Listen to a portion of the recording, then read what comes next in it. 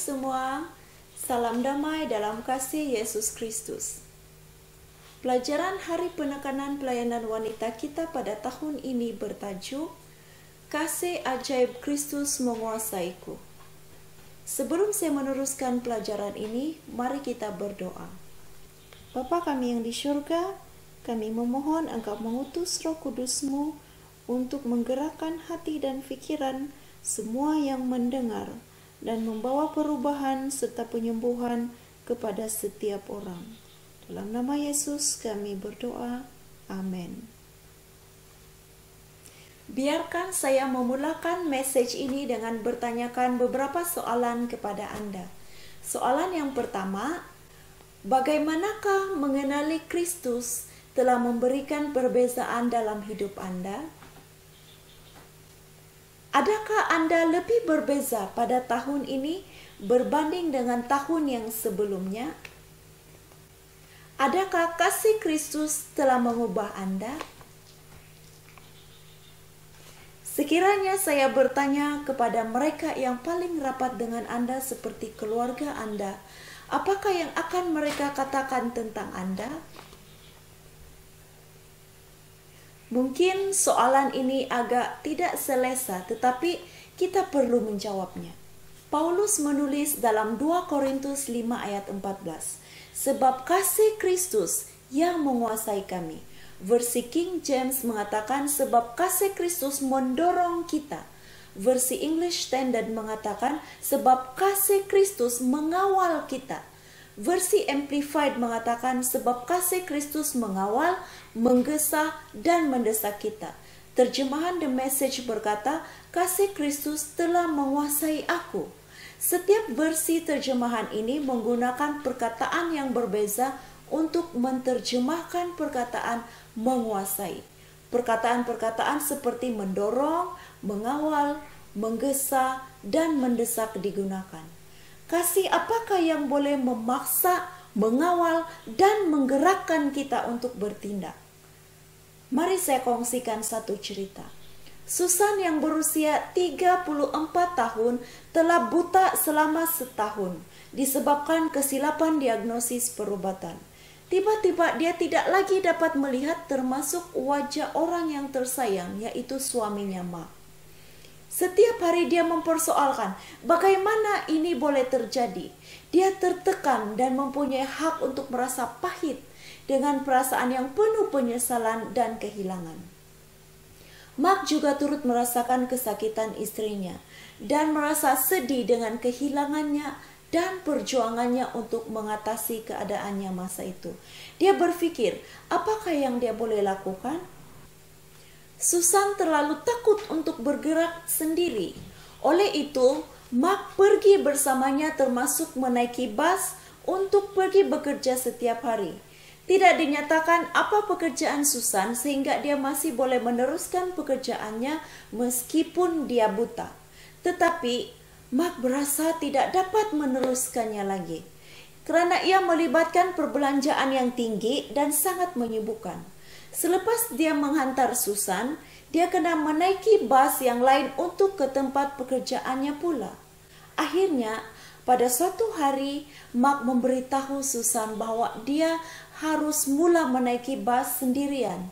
Susan marah dan terpegun karena dia harus menaiki bus itu sendirian. Saya buta, dia menjerit kepadanya. Bagaimana saya harus tahu kemana hendak pergi? Saya merasakan yang kamu meninggalkan saya. Hati Mark hancur mendengar kata-kata ini, tetapi dia tahu bahwa itu harus dilakukan. Dia tahu bahwa lama-kelamaan Susan akan dapat membiasakan diri untuk menaiki bus dan dia akan menjadi lebih yakin. Tetapi dia tidak akan pernah belajar melakukan itu sekiranya Mark terus melakukannya bersama dia. Oleh itu, untuk beberapa perjalanan seterusnya, dia memberitahu Susan mengenai semua yang perlu dilakukannya dan kemudiannya membiarkan dia mencobanya sendiri. Dia juga membantunya untuk bersahabat dengan pemandu bus itu. Akhirnya, tibalah masanya untuk Susan yakin bahwa dia boleh menaiki bus sendirian. Mark akan menaiki taksi seperti sebelum Susan menjadi buta. Pada pagi Isnin pertama itu, Susan memeluk suaminya seolah-olah dia tidak mahu melepaskannya.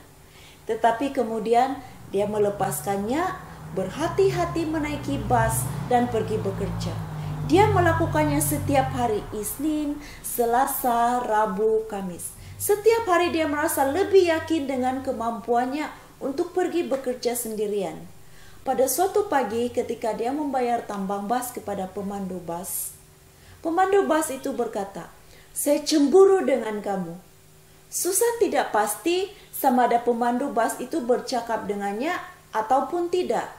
Lagipun, siapa di dunia ini yang akan cemburu kepada seorang wanita yang buta?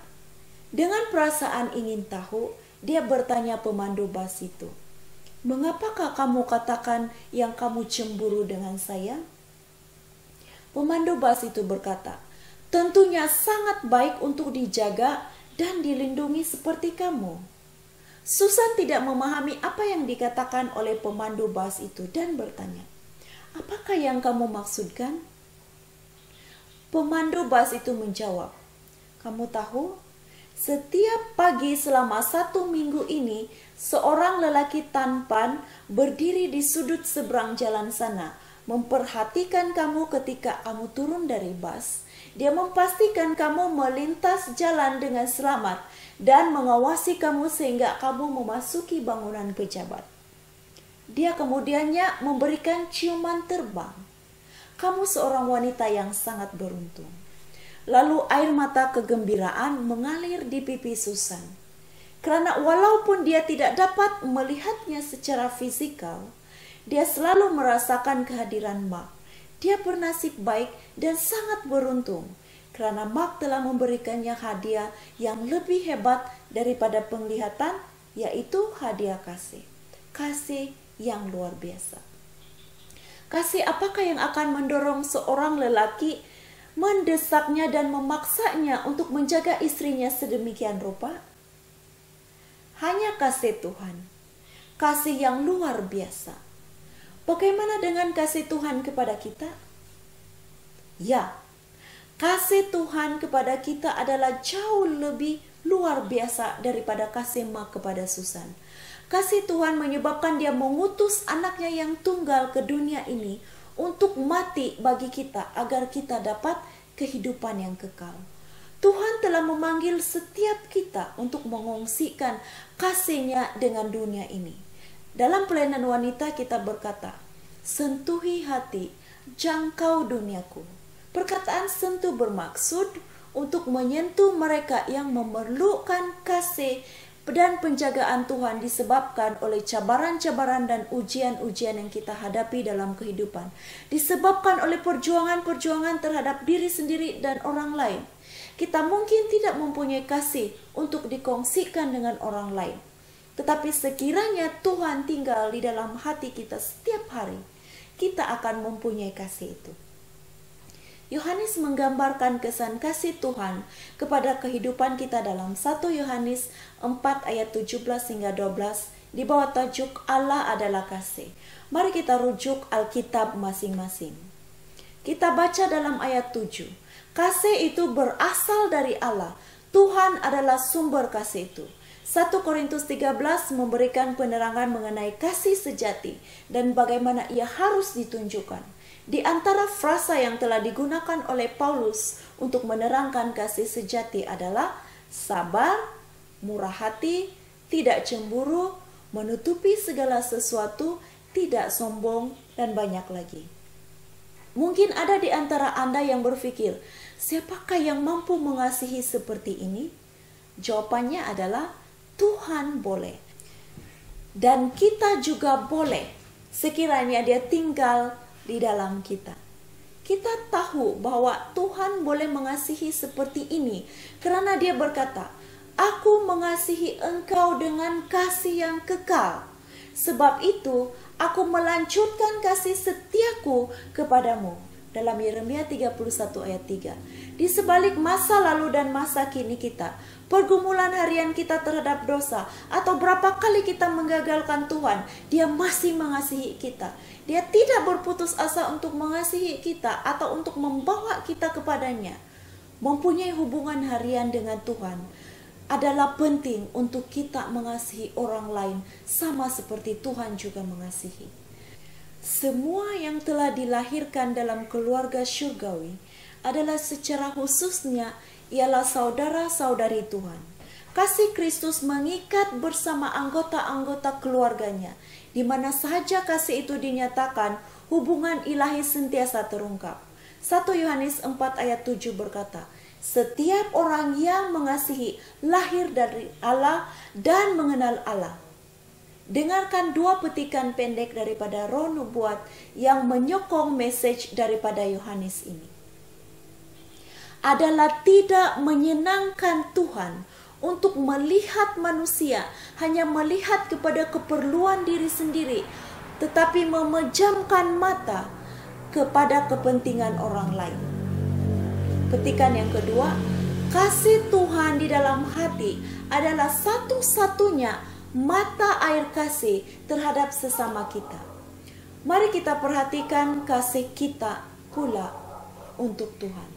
Yohanes menasihatkan kita untuk mengasihi sesama kita dan kemudian menerangkan bahwa keupayaan kita untuk mengasihi seperti Tuhan adalah datang dengan mengenali Tuhan. Dia sekali lagi menyatakan sedemikian di ayat yang ke-8, tetapi dalam bentuk yang negatif, supaya kita mengambil perhatian. Barang siapa tidak mengasihi, ia tidak mengenal Allah. Akhir sekali, dia mencabar kita dalam ayat ke-11, supaya kita menunjukkan kasih Allah dengan saling mengasihi. Adalah jelas dalam Alkitab bahwa sekiranya kita tidak saling mengasihi, kita tidak mengenal Allah. Sekiranya mereka yang di sekeliling kita, keluarga kita, kawan-kawan, anggota-anggota gereja, rakan sekerja, orang-orang yang tidak dikenali, tidak melihat kasih suci dan sejati Kristus di dalam diri kita, maka kita tidak mengenal Allah. Mungkin kita setia ke gereja setiap hari Sabat atau selalu berbakti bersama keluarga di rumah. Kita mungkin mengembalikan persepuluhan dengan taat. Kita memberikan persembahan, masa, bakat, dan apa-apa saja kepada gereja. Tetapi sekiranya kasih Tuhan tidak dilihat di dalam kehidupan kita, maka kita tidak mengenal Tuhan. Dan itu diibaratkan sebagai hilang. Bayangkan Anda telah melakukan perkara-perkara ini, tetapi Anda masih hilang. Tiada orang yang mau hilang. Namun kita semua hilang tanpa kasih Tuhan di hati kita. Saya mau Anda sejujurnya menilai hati Anda pada waktu ini dan memohon kepada Tuhan untuk membawakan perubahan ke dalam hati Anda sekarang. Kasih Tuhan memang ajaib. Mari baca dalam 1 Yohanes 4 ayat 9. Dalam hal inilah kasih Allah dinyatakan di tengah-tengah kita, yaitu bahwa Allah telah mengutus anaknya yang tunggal ke dalam dunia, supaya kita hidup olehnya. Yohanes menguatkan lagi pemikiran yang sama di dalam Injilnya. Karena begitu besar kasih Allah akan dunia ini, sehingga dia telah mengaruniakan anaknya yang tunggal, supaya setiap orang yang percaya kepadanya tidak akan binasa, melainkan beroleh kehidupan yang kekal. Yohanes 3 ayat 16.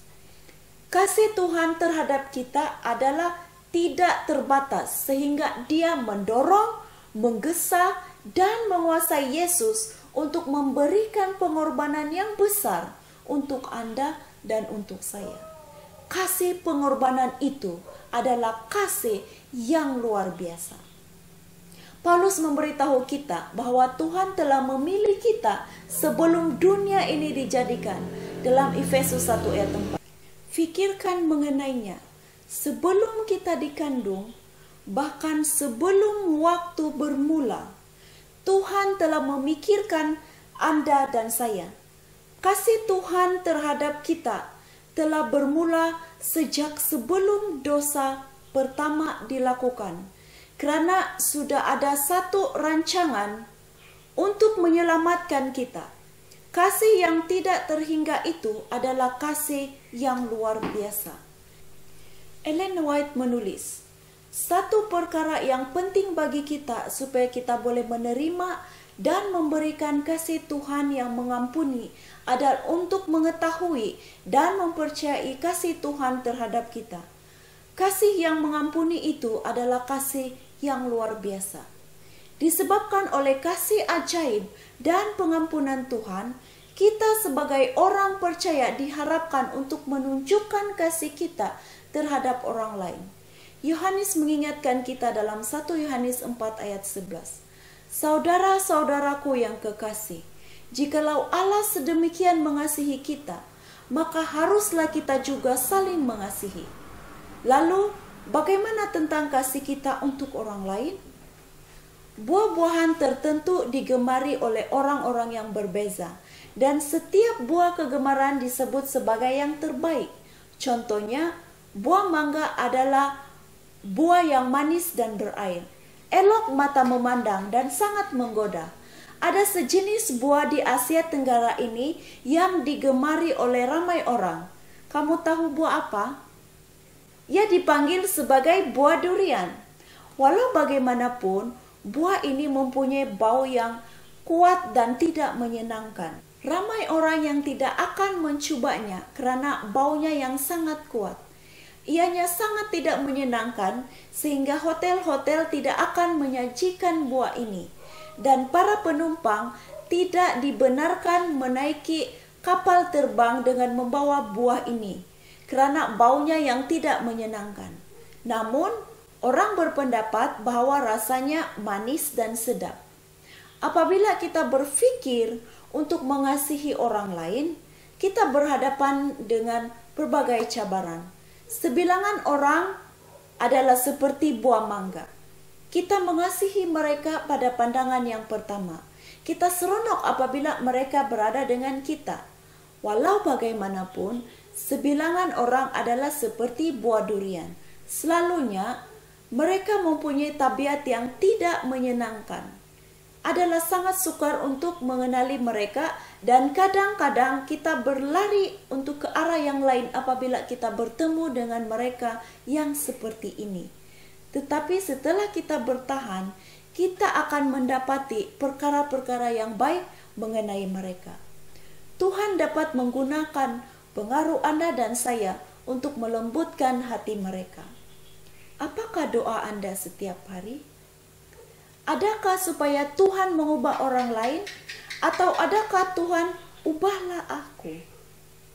Apabila orang lain melihat kita, adakah mereka akan melihat kasih yang boleh mengagumkan mereka? Adakah mereka melihat Yesus? Mereka seharusnya melihat kasih yang mendorong, menggesa, mengawal, dan menguasai kita untuk mengasihi mereka. Sama ada mereka itu buah mangga ataupun buah durian. Sahabat-sahabatku, bersemangatlah. Sekiranya kita seperti buah durian dengan bau yang kurang menyenangkan kepada orang lain, Tuhan boleh mengubah hati kita dan menjadikan kita makhluk yang baru di dalam Kristus. Paulus menulis dalam 2 Korintus 5 ayat 17. Jadi, siapa yang ada di dalam Kristus adalah ciptaan baru. Yang lama sudah berlalu. Sesungguhnya yang baru sudah datang. Kita perlu berada di dalam Kristus. Mengapakah di dalam Kristus? Karena dalam Kristus kita memiliki kebenaran, pengampunan dosa, kehidupan kekal, kegembiraan kekal. Dalam Kristus kita adalah makhluk-makhluk yang baru. Apakah makhluk yang baru itu? Adakah ini bermaksud wajah kita akan berubah? Adakah ini bermaksud perubahan luaran? Jawabannya adalah kedua-dua, dalaman dan luaran. Secara luaran orang lain akan melihat perubahan dalam tabiat dan kegembiraan di wajah kita. Secara dalaman, ia akan mengubah hati dan pikiran apabila kita di dalam Kristus dan Dia di dalam kita. Dia mengubah tabiat kita. Disebabkan oleh perubahan dalaman, tabiat luaran kita juga akan berubah. Itulah yang akan dilihat oleh orang lain. Perkara-perkara yang lama sudah berlalu. tabiat, tingkah laku, sikap lama, semuanya semakin pudar. Walau bagaimanapun ianya mungkin muncul dari masa ke semasa apabila kita memandang diri kita sendiri dan tidak memandang Yesus. Tetapi apabila kita mencari juru selamat kita setiap hari, kita akan melihat cara kita memperlakukan orang lain dan mereka akan juga melihatnya. Mempunyai hubungan dengan Kristus berarti bahwa kita adalah penerima kasih-Nya yang dicurahkan ke dalam kita. Kasih yang pulih ini adalah kasih yang luar biasa. Hati yang lama, Anda tahu apakah itu? Wanita yang suka bertengkar dengan keluarganya karena perkara-perkara yang kecil, wanita yang selalu mengkritik dan mengeluh, wanita yang kadang-kadang menunjukkan sikap yang kasar dan cepat marah. Ya, hati wanita yang seperti itu. Tapi ini boleh ditundukkan oleh Roh Kudus. Keluarga, kawan-kawan, rekan sekerja, dan jiran-jiran kita akan melihat kasih ajaib Yesus di dalam diri kita. Namun, tidak cukup untuk hanya menerima kasih Tuhan. Kita harus mengungsikan kasih itu kepada orang lain. Kasih yang Tuhan telah berikan kepada kita mengesahkan bahwa kita ini dikasihi, bahwa kita ini berharga di mata Tuhan.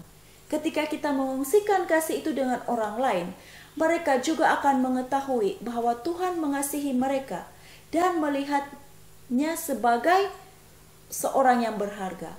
Sesungguhnya ia boleh mengubah kehidupan seseorang yang sedang tenggelam dalam perasaan bersalah, penyesalan, kesedihan, kemarahan, keseorangan, tidak berpengharapan, dan sukar untuk mengampuni. Mengetahui bahwa Tuhan mengasihi mereka seadanya dan mati untuk menyelamatkan mereka akan memberikan perbezaan di antara kehidupan yang menyakitkan atau kehidupan yang menggembirakan. Dan kita adalah mereka yang telah dipilih oleh Tuhan untuk membawakan kegembiraan dan kasih-Nya kepada anak-anak-Nya yang memerlukan. Kasih yang mengubah kehidupan itu adalah kasih yang luar biasa. Ellen White menulis dengan baik mengenai kasih yang luar biasa, mengubah kehidupan yang menguasai hati kita. Apabila asas surgawi mengenai kasih yang kekal memenuhi hati, ia akan mengalir kepada orang lain, bukan hanya karena nikmat untuk menerimanya, tetapi karena kasih adalah prinsip tindakan dan mengubah watak, mengatur dorongan, mengawal nafsu, menundukkan hati, dan mengangkat kasih sayang. Kasih ini bukan hanya merangkumi aku dan milikku, tetapi seluas dunia dan setinggi langit. Ia selaras dengan pekerjaan malaikat. Kasih ini dihargai di dalam jiwa, memaniskan seluruh kehidupan, dan memberikan pengaruh yang baik kepada semua orang. Dan sekiranya kita mengasihi Tuhan dengan sepenuh hati, kita harus mengasihi anak-anak-Nya juga. Kasih ini adalah roh Tuhan. Ia adalah hiasan surgawi yang memberikan kemuliaan dan martabat sejati kepada jiwa. Tugas kita adalah hidup dalam suasana kasih Kristus untuk menghayati kasih-Nya dengan mendalam dan untuk memantulkan kehangatannya di sekeliling kita. Sesungguhnya satu pengaruh yang terbuka di hadapan kita. Dengan berhati-hati kita harus mengusahakan taman untuk jiwa, supaya ia mengeluarkan bunga-bunga yang suci, manis, dan harum. Kata-kata kasih, lemah lembut, dan kasih ihsan memberikan pengaruh yang baik kepada orang lain. Mari baca 1 Yohanes 4 ayat 10 hingga 12. Inilah kasih itu. Bukan kita yang telah mengasihi Allah, tetapi Allah yang telah mengasihi kita dan yang telah mengutus anaknya sebagai pendamaian bagi dosa-dosa kita. Saudara-saudaraku yang kekasih, jikalau Allah sedemikian mengasihi kita, maka haruslah kita juga saling mengasihi. Tidak ada seorang pun pernah melihat Allah. Jika kita saling mengasihi, Allah tetap di dalam kita dan kasih-Nya sempurna di dalam kita. Rayuan kepada kita, Tuhan memanggil setiap kita untuk diselamatkan melalui anak-Nya, Yesus Kristus. Dia memanggil kita untuk menyerahkan kehidupan kita kepada Dia, supaya Dia boleh tinggal di dalam kehidupan kita. Dia memanggil kita untuk meluangkan masa bersama-sama Dia setiap hari, dan menerima Roh Kudus dan hadiah-hadiah yang Dia bawakan. Kasih Tuhan mendorong, mengawal, menggesa, dan menguasai kita. Kasih-Nya menguasai kita untuk mengharapkan perubahan yang kita perlukan untuk menjadi makhluk yang baru. Dia memanggil kita untuk bersatu dengan Dia dan gerejanya ketika kita mencapai mereka yang kita temui.